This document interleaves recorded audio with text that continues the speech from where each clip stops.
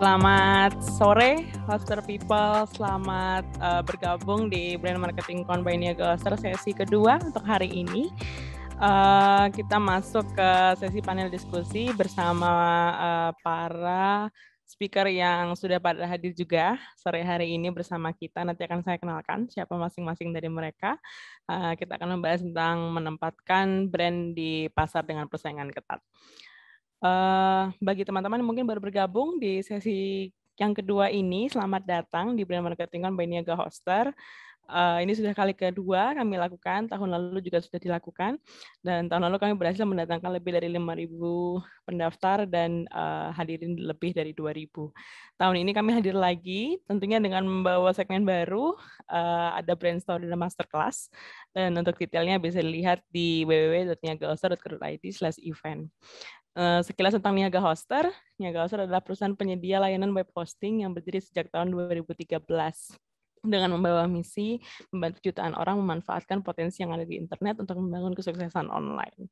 Sesi kali ini akan kami jalankan dengan metode panel diskusi yang berarti nanti tidak akan ada materi berupa presentasi yang diberikan oleh para pembicara, tapi nanti kami akan langsung berdiskusi dan teman-teman di sini boleh banget langsung bertanya di fitur Q&A. Nanti begitu ada pertanyaan yang masuk juga akan saya bawa langsung untuk didiskusikan bersama para speaker yang ada di sini. Nah, tanpa berlama-lama lagi, kita kenalan dulu mungkin dengan para speakers yang sudah bergabung bersama kita sore hari ini. Ada 3 speaker. Ya, boleh mungkin dari ada Mas Gali dari Kilafut ya. Lalu ada Mas Evan dari Astro dan ada Mbak Anissa dari CMO-nya Ladang 5. Oke, mungkin boleh masing-masing perkenalan dulu secara singkat sambil dikenalkan bisnisnya apa bersama dengan produknya juga apa. Silahkan mungkin mulai dari Mas Evan ya. Oke, makasih Mbak. Halo sore teman-teman, siang, sore, whatever. Jadi kenalan sedikit, namaku Evan. Aku adalah VP Brands Marketing Astro. Astro itu di sini bukan K-pop, bukan kabel TV, tapi kita adalah bahasa gampangnya mungkin online supermarket yang pembeliannya melalui aplikasi. Kita jualannya lumayan banyak, kita fokus di daily groceries, kita fokus di daily essentials juga, jadi dalam tanda kutip agak palu gada. Dan mungkin yang paling, kalau aku boleh jualan sedikit, mungkin satu kalimat, Astro itu akan nganterin apapun yang dibeli sama teman-teman di area yang kita ada, itu dalam waktu 15 menit. Mungkin itu aja dulu, Mbak. Oke, ya sekalian perkenalan juga ya ke teman-teman peserta di sini yang sudah hadir bersama kita. Boleh dilanjut ke mungkin Mbak Anissa dulu sebagai satu-satunya speaker perempuan di panel diskusi kali ini.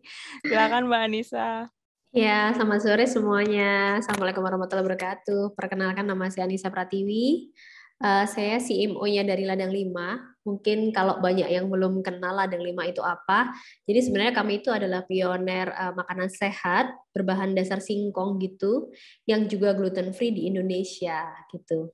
Jadi sebenarnya produk utama kami itu adalah mengolah dari tepung singkong gitu ya, tepung singkong. Kemudian kami membuat produk-produk turunan gitu yang bebas 4P, pengawet, perisa, pemanis, kemudian pewarna gitu ya, menjadi aneka cookies, noodle, tepung premix dan juga pasta gitu. Sekilas gitu Mbak Yunda. Oke, terima kasih Mbak Nisa. Terakhir nih dari Mas Gali. Silahkan Mas Gali. Halo sore semuanya, Assalamualaikum warahmatullahi wabarakatuh. Halo Mbak Nisa, Mbak Yunda, dan Mas Evan. Kenalin, nama saya Gali Ruslan, saya sebagai owner dari Kilafut. Kalau Ladang 5, garapannya mereka yang sudah sadar gitu ya akan makanan sehat, kalau kita malah justru sebaliknya gitu. Kita memproduksi jajanan tradisional khas Jawa Barat dengan value proposition, menyajikan jajanan tradisional yang khas. Tapi nggak hanya itu, jajanan khas ini bisa dimasak dan disajikan langsung dari dapur para penikmat kuliner sendiri. Kita bermula waktu itu pada tahun 2016-2017 gitu ya, sebagai pionir jajanan tradisional dalam kemasan, yang hari ini kita punya lebih dari 10 kategori produk dengan 40 varian rasa. Alhamdulillah ini juga beberapa achievement gitu ya, diantaranya juara pertama Tokopedia-nya, kemudian 1000 seller yang diundang di Seller Conference Shopee waktu 2019, dan di Big Ramadan Sale kemarin kita masuk top 10 best selling produk untuk kategori FMCG di Shopee Big Ramadan Sale. Itu mungkin, Mbak. Oke. Ya, mungkin ini ya Mas, nanti kalau ini mic-nya agak dideketin ya, soalnya teman-teman pada katanya kurang jelas nih ngomong di chat. Oke. Bagi teman-teman yang mau bergabung, boleh banget langsung aja nimbrung gitu ya di diskusi kita berempat sore hari ini, langsung pakai fitur Q&A boleh. Nanti akan saya bantu jawab saya bantu bacakan pertanyaannya. Nanti teman-teman speaker di sini akan menjawab gitu ya. Nah, kalau pakai fitur chat mungkin bisa juga ini dibikin ke everyone aja. Jadi jangan hanya to host and panelist. Oke. Mungkin kita langsung aja nih mulai Mas dan Mbak gitu ya di sore hari ini tanpa berlama-lama lagi gitu. Tadi kan sudah perkenalan singkat nih masing-masing tentang bisnisnya apa gitu ya, dan sebenarnya kan kebayang pasarnya di Indonesia itu sebenarnya sudah cukup kompetitornya mungkin sudah banyak ya gitu. Artinya dari masing-masing bisnis gitu. Nah, tapi bagaimana sih teman-teman di sini sebagai yang CMO, sebagai yang owner gitu ya, sebagai VP marketing gitu untuk menempatkan brand-nya teman-teman di sini, para pembicara di sini di antara kompetitor yang sebenarnya sudah cukup rame gitu dalam tanda kutip gitu ya. Mungkin boleh dari Mas Evan lagi mungkin, karena yang baru launching ya kemarin Astro kayaknya baru banget nih. Yap, betul. Oke, mungkin kalau aku jawabannya agak sedikit melenceng, dalam arti ketika aku ngomongin dengan konteks Astro, sebetulnya kalau untuk head-to-head competitors kita memang belum tanpa terkesan menyombongkan diri atau apa ya, karena kan industri yang kita masuk ini kita sebutnya quick commerce, dan quick commerce itu di Indonesia pun memang belum terlalu banyak gitu kan pemainnya. Jadi malah tapi memang sebelumnya aku juga punya pengalaman yang dimana untuk persaingan dengan kompetitor itu ketatnya gila-gilaan. Nah, walaupun tadi aku bilang nggak ada head to head competitors nih, tapi sebetulnya bisnis line kita e-grocery ini itu saat ini di Indonesia tuh buset banyak banget. Banyak amat, sangat banyak banget kan. Jadi mungkin head to head nggak ada, tapi kompetitornya tetap ada gitu. So kalau dari konteksnya aku mungkin ngelihatnya dari dua hal kali ya. Yang pertama adalah gimana sih cara ngasih tahu ke pasar Indonesia, atau mungkin dalam saat ini konteksnya Jakarta only dulu, bahwa dunia commerce tuh ada yang quick gitu loh. Karena kita bisa deliver within 15 minutes kan, dalam waktu 15 menit. Tapi di sisi lain juga kita mesti ngasih alasan kenapa dari kompetitor yang lain kalian mesti pakai pemain yang baru muncul gini gitu kan.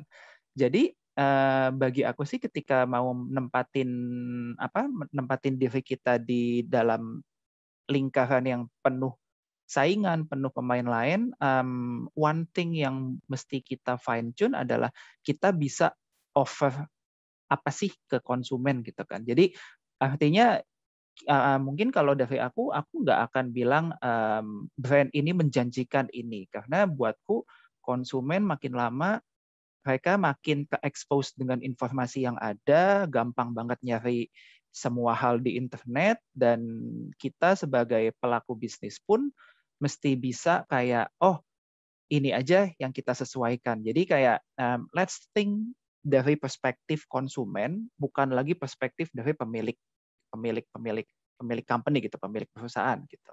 Mungkin itu sih, Mbak. Oke, mungkin kalau bisa saya summary gitu ya, saya rangkum bahwa kalau ketika kita mau menempatkan brand di pasar, apalagi dengan kompetitor, mungkin kalau kompetitor bisa kita terjemahkan nggak mesti yang head to head gitu ya, tapi bisa jadi ada Betul. yang mungkin sifatnya substitusi gitu dari layanan yang kita sediakan begitu. Nah, yang perlu kita tempatkan, cara kita menempatkan brand adalah dengan menempatkan diri kita sebagai customer gitu ya, sebagai konsumen. Kira-kira sebenarnya kita akan butuh apa gitu. Oke, mungkin dari Mas Galih, kira-kira dari tahun tadi kalau nggak salah 2016-2017 ya mulai Ya. Kilafood-nya gitu. Nah, kalau dari Kilafood sendiri seperti apa nih Mas waktu awal-awal dulu menempatkan posisi kita di antara para kompetitor? Oke, kalau temanya adalah bagaimana menempatkan brand di pasar, maka kalau dari kacamata saya harus analisa dulu pasar yang akan kita garap gitu ya. Nah, kalau di online ini, khususnya di Instagram gitu ya, dulu 2016-2017 tuh awal-awal bisnis online masuk ke Instagram gitu ya. Awalnya itu berpikir gimana cara dapetin pasar potensial yang ada di Instagram. Nah, kalau misalkan kita lihat makin ke sini gitu ya, kayaknya kalau di kacamata saya yang paling potensial itu ya pasar perempuan milenial gitu ya, yang paling potensial gitu ya. Yang lain juga mungkin segmentasi lain ada gitu ya, tapi yang paling potensial ya perempuan milenial gitu ya. Ya contoh sederhananya aja ya, tiap hari itu hampir nggak tiap hari juga ya, mungkin seminggu ada 2 kali gitu ya, itu paketan ada aja gitu ya ke rumah. Nah, kalau saya buka, itu semuanya atas nama istri saya gitu. Jadi yang paling sering belanja itu istri saya lagi, saya lagi gitu ya. Saya sebagai suami ya cuma kebagian nerimanya aja gitu.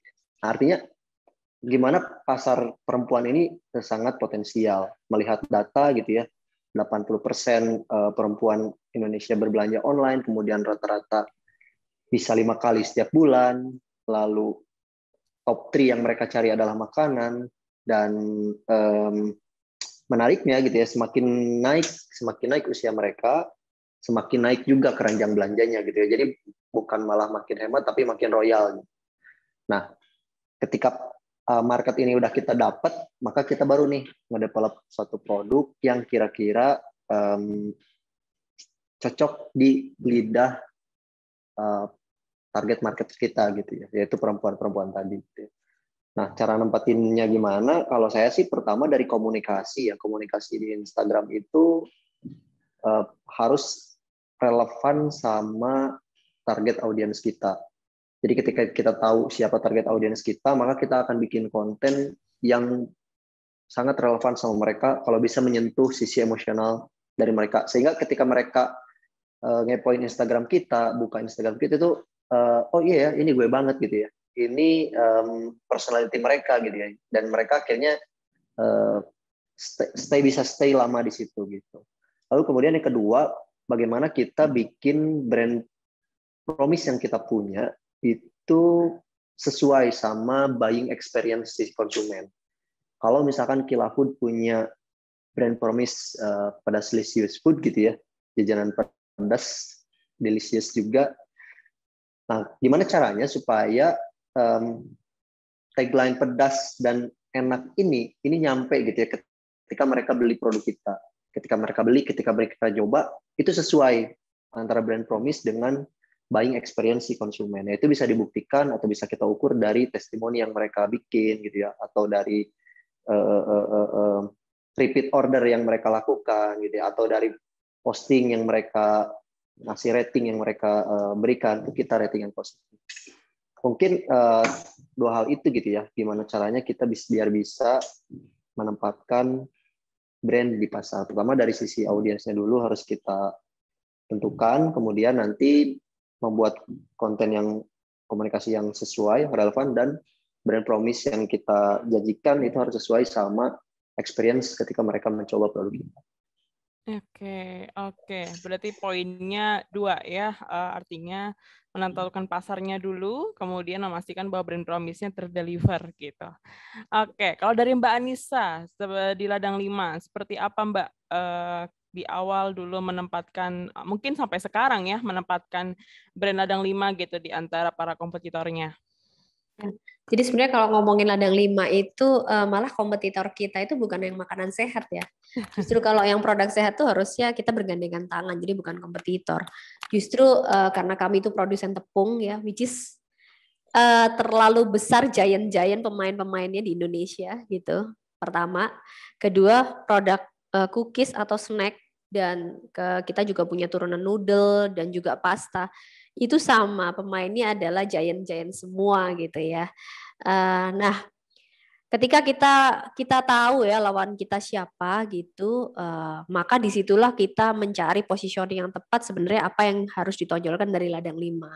Salah satunya adalah mengusung konsep gluten free yang which is memang source-nya dari lokal, dari singkong, berbeda dengan produsen tepung terigu pada umumnya yang dari gandum yang tidak tumbuh di Indonesia gitu kalau kita memberikan positioning. Yang kedua adalah positioning healthy. Kebetulan banyak pemain-pemain dan giant-giantnya itu semua tidak bermain di segmen yang healthy gitu. Dari situlah kita makin menajamkan ya, meskipun pasarnya saat ini masih niche, tapi dengan adanya konsistensi dalam melakukan edukasi, harusnya market itu akan terbentuk gitu. Jadi kalau ngomongin positioning itu sebenarnya ngomong gluten free atau healthy itu adalah salah satu strategi positioning yang kita terapkan. Kalau kami tidak melabelkan itu, kami akan menjadi sama saja dengan produsen makanan-makanan lainnya, produsen tepung-tepung lainnya, seperti itu. Nah, gimana perjalanannya? Kebetulan kalau Ladang 5 ini mungkin yang paling tua dari dua founder yang lain ya. Kita sudah berdiri di 2014 gitu. Yang dari situ konsistensi kami untuk melakukan edukasi itu terus berlanjut sampai saat ini gitu. Nah, bagaimana ya tentu saja konsistensi dalam membangun positioning ini ya. Jadi ketika di benak orang gitu, ketika ngomong mungkin sekarang yang healthy conscious udah cukup ngerti ya. Kalau gluten free itu Ladang 5. Itu lebih dari 5 tahun terus-terusan kami jaga konsistensinya untuk bisa menajamkan kalau pengen makanan yang aman untuk pencernaan, itu makanan yang bebas gluten itu ke Ladang 5. Jadi seperti itu sih Mbak Ayunda. Oke, berarti konsistensi yang dijaga dari tahun 2014 ya Mbak tadi ya, Ladang 5 berdiri gitu ya sampai sekarang. Bahkan memang berarti kalau bisa disimpulkan positioning ini sendiri sebenarnya sesuatu yang terus dilakukan ya, karena memang pasar itu sendiri sifatnya dinamis gitu, tidak ada yang begitu-begitu aja gitu. Kompetitor baru mungkin akan datang terus gitu ya, nggak yang stuck di situ-situ aja gitu.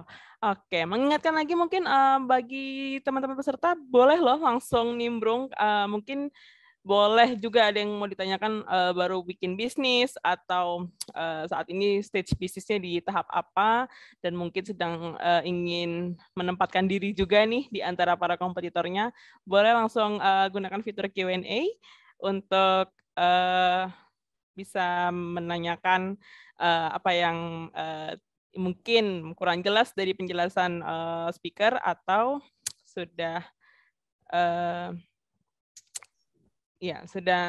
punya pertanyaan terkait ini sebelumnya gitu ya, terkait brand positioning. Oke, kalau kita kembali lagi tadi tentang brand positioning ini sendiri, memposisikan brand di antara pasar. Sebenarnya pasar itu berarti bisa kita ciptakan. Kayak mungkin tadi saya ngeliatnya dari yang Ladang 5 mengatakan bahwa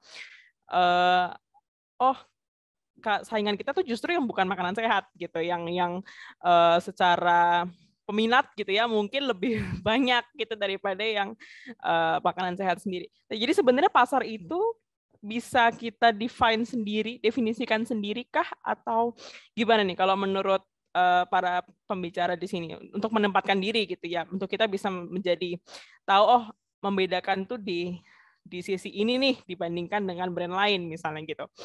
Oke, mungkin karena tadi saya mengutip pernyataannya Mbak Anissa, mungkin dari Mbak Anissa dulu deh. Gimana nih Mbak tentang pasar itu sendiri? Ya, sebenarnya sangat bisa sekali ya dengan kita tahu positioning dan unique selling point-nya kita, sebenarnya pasar itu bisa kebentuk gitu. Jadi kalau kayak seperti kami itu awalnya orang tuh sangat gak paham kenapa sih harus makanan sehat gitu ya, kenapa sih harus bebas gluten gitu, kenapa.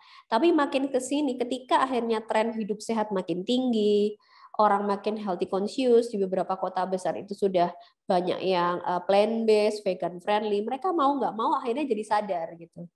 Jadi sebenarnya pasar itu sangat bisa kita tentukan dan kita buat as long as kita bisa konsisten untuk terus-terusan mendevelop pasar tersebut dan maintenance sih Mbak. Gitu.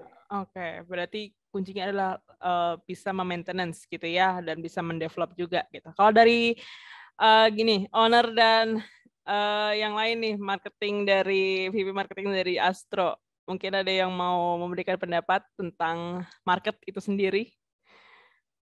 Dari Mas Evan mungkin? Siap. Ini iya dan enggak sih pada dasarnya. Intinya kalau yang aku lihat ya, mungkin contoh paling gampang kali ya. Alasan sebuah brand melakukan inovasi mungkin nggak melulu karena produk yang ada saat ini itu dinilai belum sampai setahap itu kan. Tapi kadang alasan mereka melakukan inovasi adalah to pivot their own business gitu. Jadi in my di pendapatku, kalau misalkan bisa nggak sih kita menciptakan pasar, bisa banget. Tapi untuk kita menciptakan pasar itu nggak gampang. Karena ketika kita mau menciptakan pasar itu, kita mesti wajib kudu edukasi itu tidak selesai dalam waktu seminggu gitu kan. Atau sekarang digital ads di mana-mana, ya udah gue spend 10 juta selesai gitu. Enggak. Justru edukasi itu yang mahal dan lama. Bukan nggak mahal sih, lama lah. Lama dan mesti konsisten.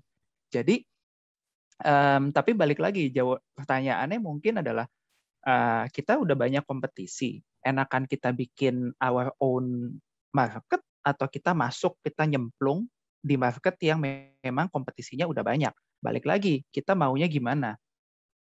Karena pada dasarnya I believe ketika kita masuk ke dalam satu market yang tidak ada kompetisinya, nggak akan laku. Kecuali itu tadi, ya buang duit, spend di mana-mana. Tapi kan balik lagi, kayak by the end of the day, pelaku bisnis kita akan ngitung, ya gue spend 10.000, gue dapatnya berapa duit nih, dapatnya cuma 1.000, ya nggak balik modal gitu kan. Mungkin Benar. itu sih pendapatku. Oke, berarti pasar bisa diciptakan sendiri, tapi mungkin itu sifatnya investasi jangka panjang gitu ya, nggak bisa instan.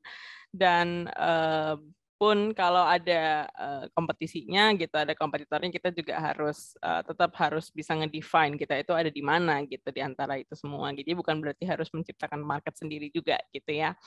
Oke, kalau dari Mas Galih gimana nih tentang Kilafood, dari yang mungkin sudah dilakukan Kilafood tentang marketnya? Awal itu kita belum ngedefine market secara detail ya. Kita hanya fokus di produk yang enak, yang ngangenin, yang bikin orang mau beli lagi dan mempertahankan kualitas gitu ya. Tanpa kita mikir sebenarnya market kita itu potensial nggak sih? Nah, di tahun 2019 waktu saya ikutan kompetisi bisnis, di situ ada tuh gimana cara kita bikin market size dan market share. Nah, diulik ternyata potensinya gede gitu ya. Pertama, kalau kita ukur ini untuk Kilafood ya, karena kita main di e-commerce, potensi e-commerce ini makin kesini makin gede gitu ya. Dari tahun 2017 ke tahun 2022 nanti itu kenaikannya bisa sampai 8 kali lipat gitu ya. Kemudian Indonesia juga ternyata peringkat ketiga gitu ya, peringkat keempat dari segi populasi, kemudian peringkat ketiga untuk orang-orang pencinta cabai atau pedas gitu ya, setelah India dan Meksiko. Berarti jualan jajanan pedas juga itu potensi banget tuh di Indonesia. Nah, kalau dilihat lebih dalam lagi di sektor sektor ekonomi kreatif, kuliner juga masih mendominasi ya. Sekitar 46-47% sektor ekonomi kreatif itu dikuasai oleh kuliner di Indonesia, sisanya sektor-sektor lain. Lalu tadi gitu ya, kalau kita lebih dalam lagi, lebih spesifik lagi ke target market, behavior si target market kita itu udah sesuai, udah relevan sama strategi-strategi yang kita bikin juga gitu ya, kayak jualannya di marketplace, jajanan pedas, dan seterusnya gitu. Target market kita juga mereka gitu ya. Mungkin itu sih kalau dari saya ya Mbak ya. Oke. Ya, oke. Kita sudah punya beberapa pertanyaan nih yang sudah masuk di Q&A kita. Ada pertanyaan dari Galih Wirahadi gitu ya. Untuk ketiga narasumber, channel marketing apa yang jadi unggulan selama ini untuk meraih awareness gitu ya, terutama ketika kita melakukan brand positioning kan memang kita harus menempatkan diri awareness brand kita di pasar yang baru kita masuki gitu. Jadi channel marketing apa sih yang kira-kira paling efektif mungkin dari pengalaman teman-teman di sini untuk melakukan awareness gitu. Boleh mungkin dari Mbak Anissa dulu? Oke, ya Mbak Yunda tadi mengutip juga kata Mas Evan kan ya. Memang kalau kami tuh mainnya di pasar baru gitu ya, membentuk pasar baru yang which is itu harus konsisten melakukan edukasi dan takes time gitu. Tapi memang berkahnya adalah kami jadi pioner gitu. Nah, jadi apa yang dilakukan ketika membuat itu ya konsistensi edukasi dan promosi itu nggak boleh berhenti. Kenapa? Kalau mainnya di pasar yang umum gitu ya, produk yang mungkin common dengan banyak, peminatnya banyak, market size-nya besar gitu, mainnya banyak dan mungkin ambil market 10 atau 15% gitu.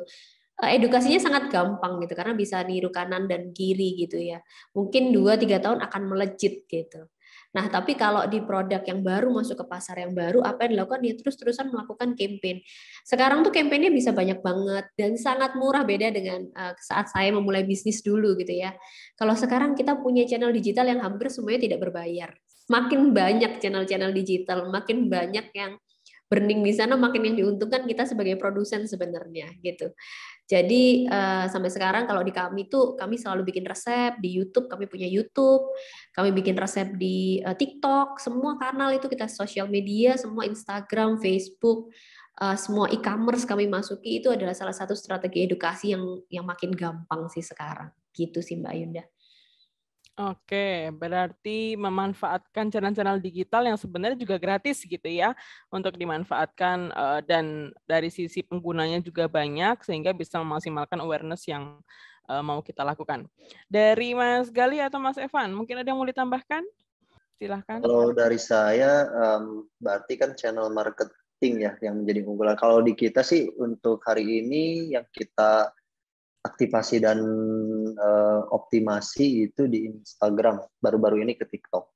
Kita ada juga sih channel-channel yang lain ya, kayak YouTube, kemudian Facebook, tapi belum kita optimasi secara maksimal gitu ya. Yang baru kita optimasi itu di Instagram dan TikTok. Kemudian untuk order atau transaksi, nah ini menarik ya.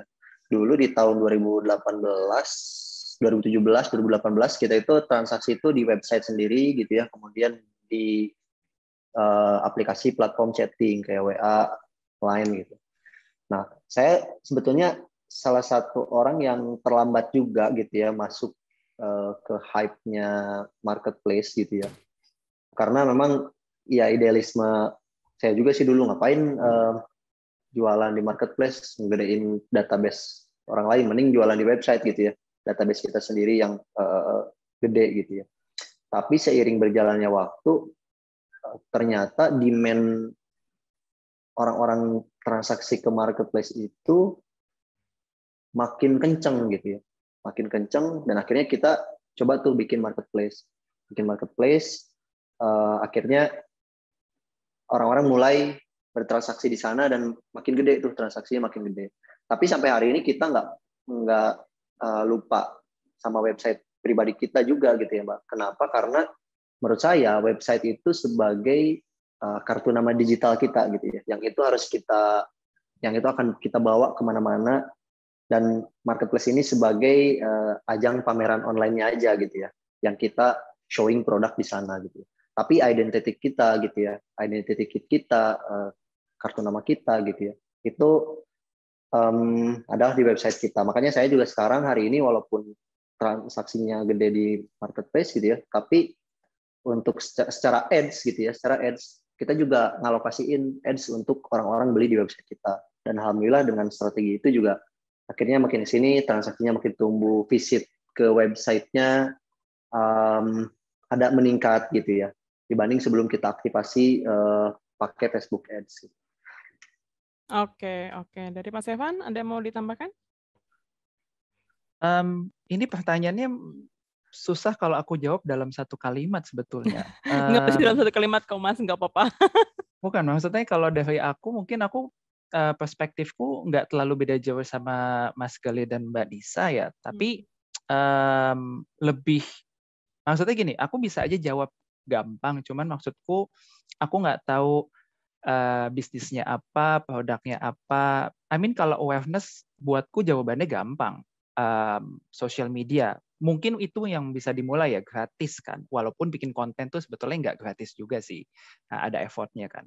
Gratis belum tentu kita spend duit, directly duit. Tapi ketika kita ngomongin order dan transaksi, conversion kayak gini, ini yang cukup tricky sih. Karena marketing is marketing, advertising is advertising. Marketing dan advertising itu dua hal yang beda. Dan kalau my stance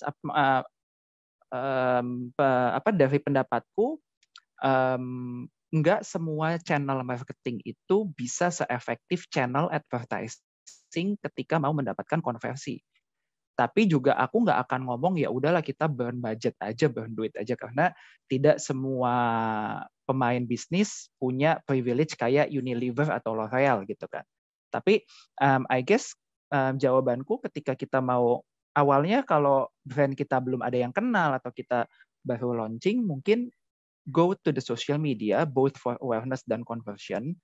Try as much as possible kayak bikin konten yang lucu, yang relatable, atau misalkan related to target market yang kita mau, kayak millennials atau ibu-ibu, emak-emak, kan biasanya beda-beda kan.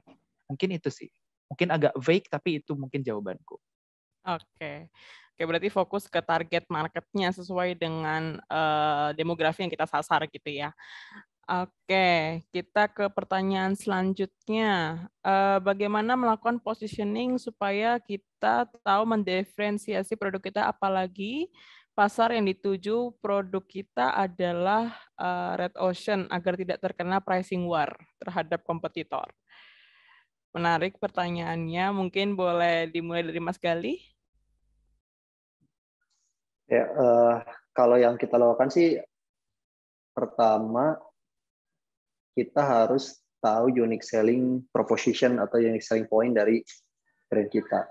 Yang saya lakukan itu pasti riset ya, riset sederhana, entah itu analisis kompetitor, membeli produk mereka, ada sesuatu yang baru gitu ya, misalkan jajanan yang baru, brand baru booming gitu ya, di review sama influencer bilang enak, kemudian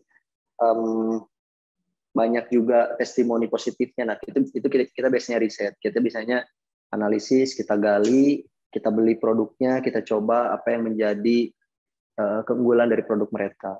Nah, dari situ biasanya kita menentukan tuh strategi yang gimana sih supaya kita punya unique selling point juga yang nggak dimiliki sama si kompetitor ini. Gitu. Itu yang pertama. Kemudian yang kedua ya balik lagi ya,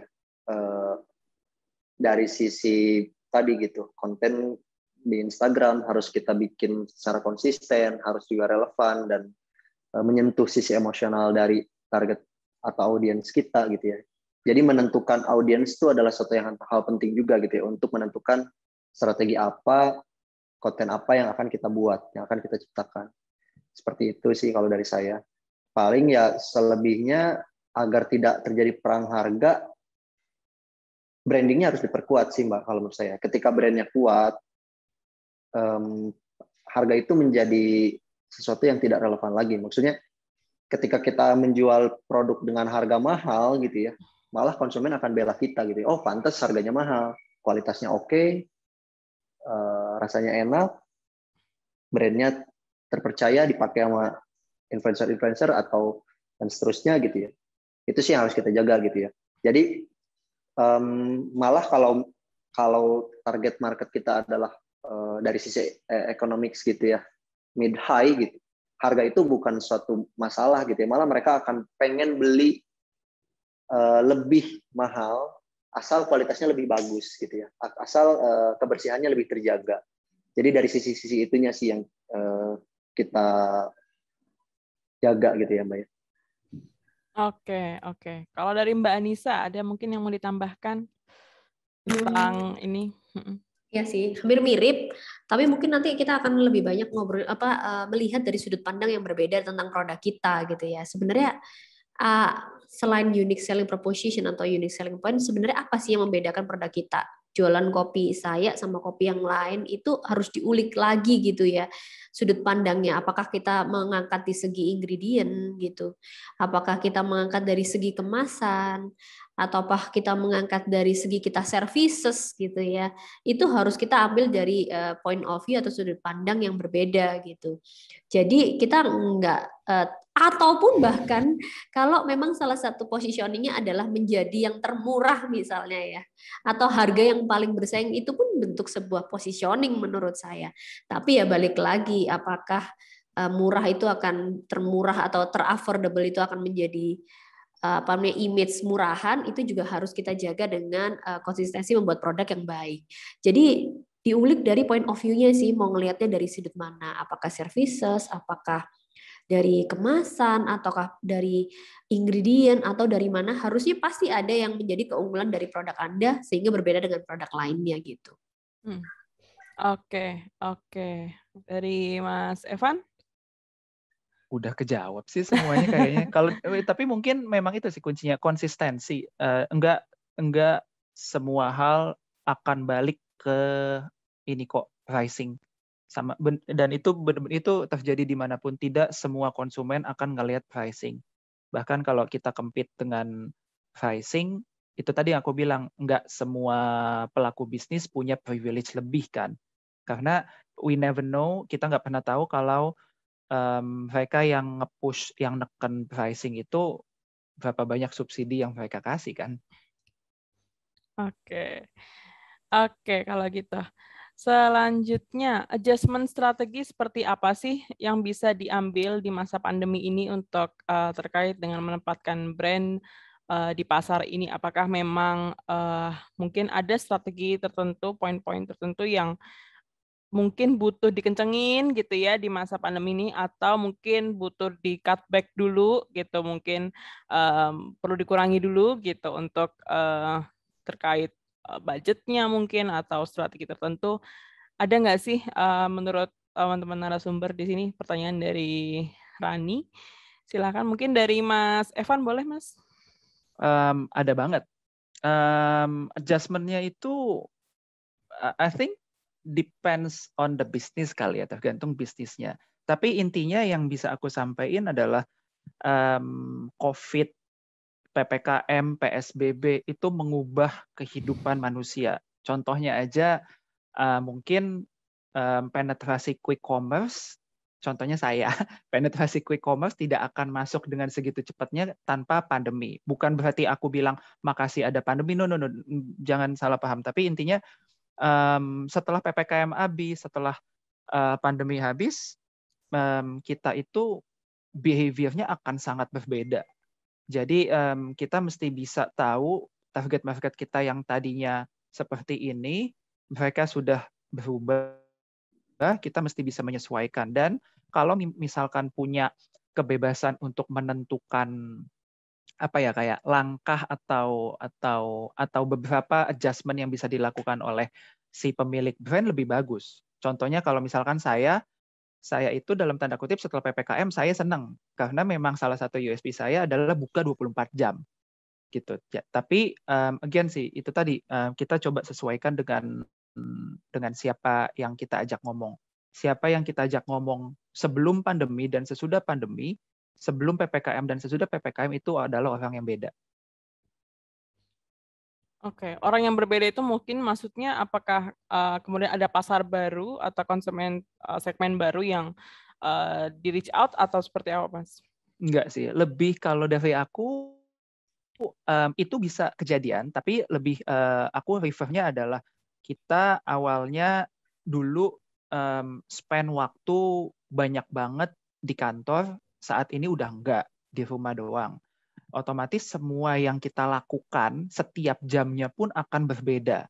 Jadi sebelum PPKM yang masih ganti-gantian ngantor satu shift, kelakuan mereka seperti ini, ketika mereka timing yang mereka pakai habiskan untuk ngecek IG juga itu mungkin hanya di malam atau di pagi, tapi sekarang ya mereka di rumah doang gitu kan. Bukan doang, maaf, tapi maksudnya kerja di rumah, aktivitas di rumah. Jadi waktu yang mereka habiskan di beberapa platform pun berbeda kan. Oke. Kalau dari Mas Galih, gimana Mas terkait adjustment strategi nih di masa pandemi? Ya, sama ya jawabannya dengan Mas Evan, tergantung kita mau bertarung di bisnis apa gitu ya.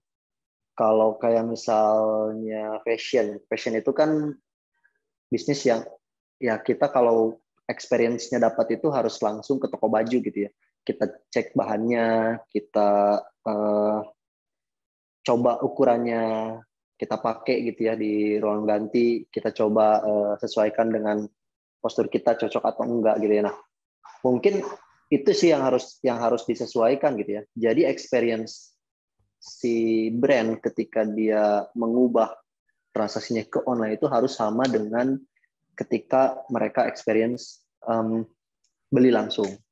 Contoh misalkan kalau fashion tadi bisa detail produknya di foto gitu ya, kemudian description produknya dilengkapi gitu ya, lalu ada foto yang on modelnya gitu dan seterusnya gitu ya.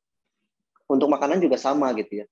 Akhirnya kalau dari sisi Kilafood yang kita lakukan adalah gimana, karena kan daya belinya after COVID ini atau setelah COVID ini cenderung menurun. Walaupun dari segi transaksi semua kembali akhirnya online gitu ya, 80% orang Indonesia itu akhirnya terbiasa bertransaksi online gitu. Nah, tapi karena daya belinya yang menurun, maka kita menyesuaikan beberapa strategi gitu ya, kayak misalkan bikin paket diskon, harga murah, kemudian nah tapi supaya nggak terkesan produk diskonan gitu ya, biasanya kita tempelin sama event-event tertentu gitu ya di purchase power yang lagi tinggi, misalkan di tanggal cantik di akhir bulan tanggal 25 sampai akhir bulan ada event-event di marketplace, kita biasanya ikut dengan nge-combine atau bikin bundling paket dengan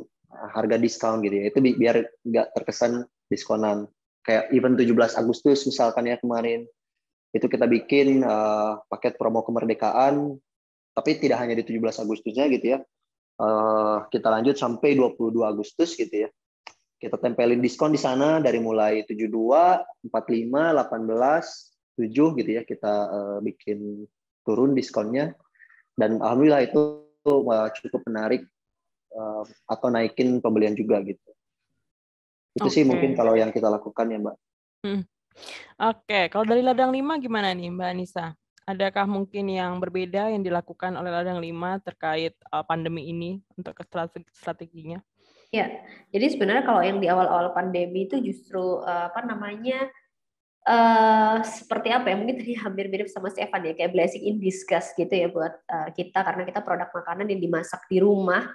Jadi ketika orang banyak di rumah itu justru banyak yang makin membeli gitu, karena mereka mostly masak buat anaknya yang sekolah gitu ya, buat mereka yang WFH gitu.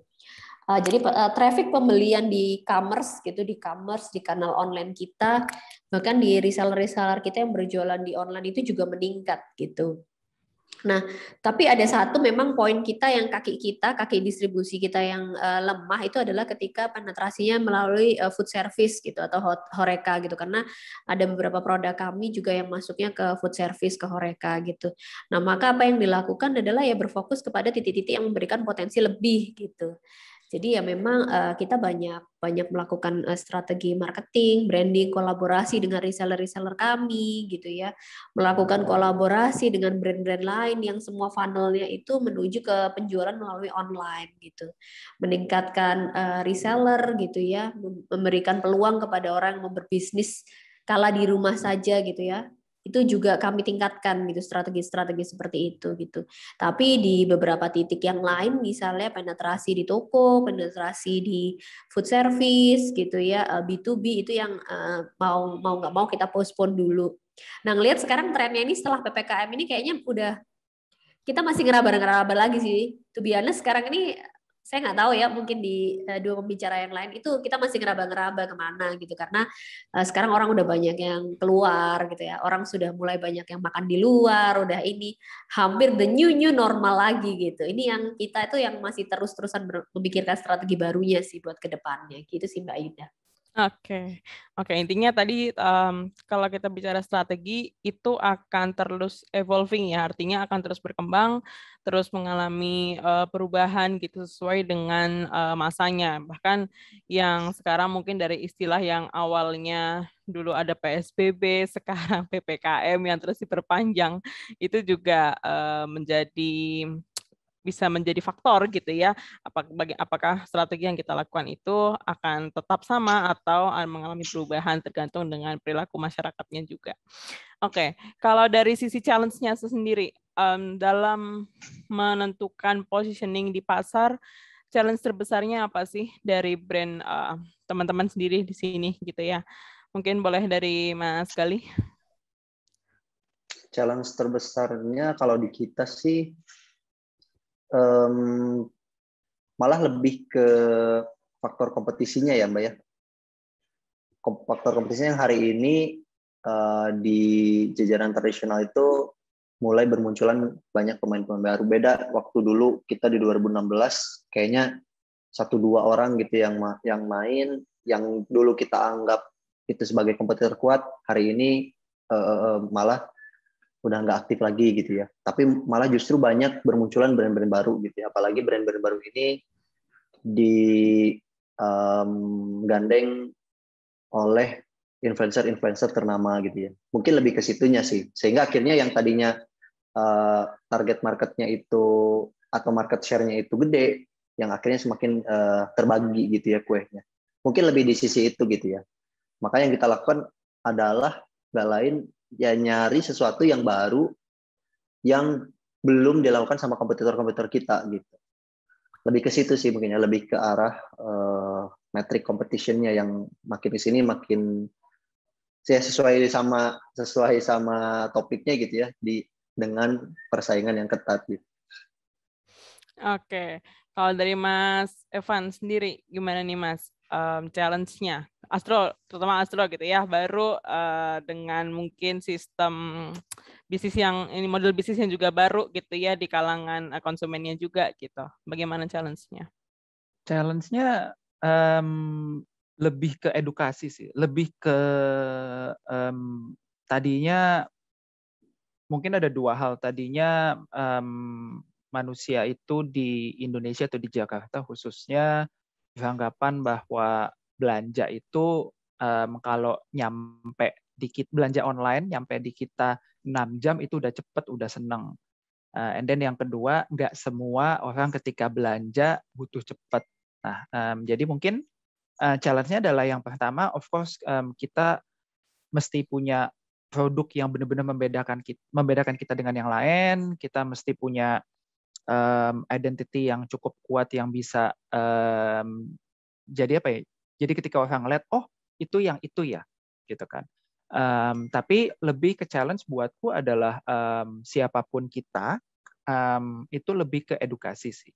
Dalam arti bahkan ketika brand kita udah gede pun pasti kompetisi-kompetisi yang lain masuk, dan at that time kita bukan lagi untuk edukasi, tapi kita lebih ke kayak ngingetin mereka bahwa guys, kita masih ada loh, gitu. Dan itu lebih susah buatku ya. Tapi ya challenge-nya sih beda-beda sih. Tapi kalau dari aku sendiri, challenge-nya Astro itu adalah edukasi dan ya kita ngasih tahu bahwa cepat itu belanjaan kalian nyampe dalam waktu 15 menit. Gitu. Oke, berarti mungkin menerapkan prinsip baru ya, yang mungkin tadi awalnya 6 jam itu sudah oke gitu ya. Sekarang diedukasi untuk enggak, sekarang tuh 15 menit gitu. Oke, kalau dari Mbak Anissa, gimana Mbak Anissa? Dari Ladang 5, challenge-nya seperti apa? Ya sama sih, kalau saya juga challenge-nya lebih ke konsistensi dalam melakukan edukasi ya.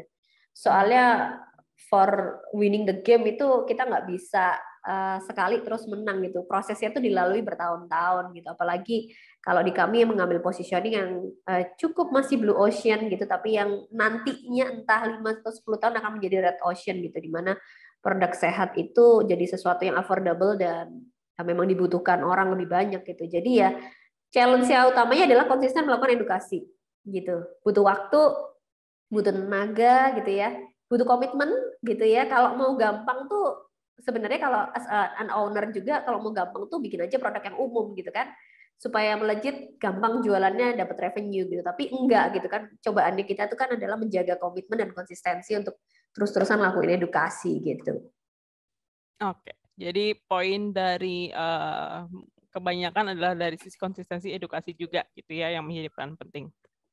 Oke. Karena keterbatasan waktu, kita cuma punya 1 jam. Kayaknya kalau kita nurutin semua pertanyaan yang masuk kerja, waktu kita nggak cukup gitu ya. Jadi kita sudah 45 menit kurang lebih ngobrol nih dari tadi tentang menempatkan brand di pasar dengan persaingan ketat gitu ya. Mungkin ada nggak sih key takeaways nih dari masing-masing speaker gitu, closing statement mungkin tentang apa yang sebenarnya harus dilakukan oleh para bisnis pemula mungkin ya, karena dari kayaknya dari sisi para hadirin kita sore hari ini masih di tahap yang new entry gitu. Artinya mereka mungkin baru mau masuk ke pasar seperti itu. Mungkin ada tips yang bisa dibagi dari para narasumber untuk bisa menempatkan brand mereka di pasar yang mungkin kompetitornya sudah banyak gitu ya saat ini. Gitu. Boleh mungkin dari Mas Evan dulu? Mungkin kalau aku singkat aja, punya identitas yang jelas, jangan takut salah, konsisten. Oke, singkat padat jelas ya dari Mas Evan. Oke, dari Mbak Nisa mungkin. Sudah diborong Mas Evan semua ya. Ya, jadi aduh, maaf Mbak. ya, nggak apa-apa. Jadi kalau buat saya sih ya, bikin produk yang bagus, ya, konsisten komitmen untuk bisa terus edukasi pasar gitu ya. Pasti nanti kamu akan menemukan pasar kamu di mana dan positioning kamu kebentuk gitu. Oke. Dari Mas Galih, silahkan Mas. Saya menambahkan mungkinnya kalau dari saya, kita harus tahu dulu siapa audiens yang akan kita sasar gitu ya, supaya amunisi kita yang terbatas ini nggak nembak ke segala arah yang nantinya kehabisan amunisi gitu. Kemudian yang kedua, setelah kita tahu, maka kita harus cari tahu juga apa sih painful problem dari sisi konsumen kita gitu ya, sehingga si rasa sakit ini yang nanti bakal kita sembuhin sama produk yang kita tawarkan. Jadi produk kita ini harus sebagai solusi dari rasa sakit yang paling sakit yang dirasakan oleh sisi konsumen. Itu sih mungkin kalau dari saya. Jadi harus bisa menemukan pain point dulu ya dari customer sendiri gitu, sehingga kita bisa jadi penawarnya gitu ceritanya untuk pain point yang tadi sudah kita definisikan. Oke, terima kasih atas insight-nya yang pasti semoga bermanfaat gitu ya untuk para hadirin kita sore hari ini. Kita sampai di penghujung acara. Bagi